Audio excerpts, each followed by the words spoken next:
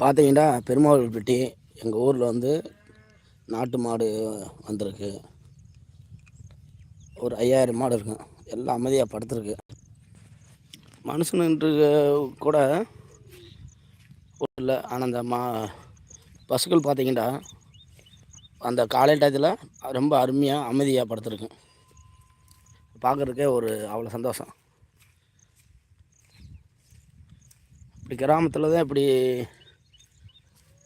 இந்த இயற்கையாக இருக்கனால இந்த மாடுகள் வந்து புல் இதெல்லாம் மேய்ஞ்சிட்டு கால் டயத்தில் அசை போட்டு அப்படியே பேசாமல் படுத்துறேன்.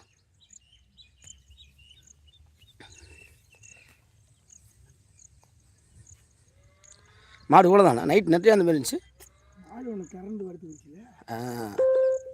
மாடு எழுப்பி பார்த்து. ஆனால் அப்படி படுத்தா தான் நமக்கு நல்லது. ஆனால் படுத்தா தான் நாம் ஒரு ஆள் உட்காந்துருக்கோம்ல. இல்லாட்டி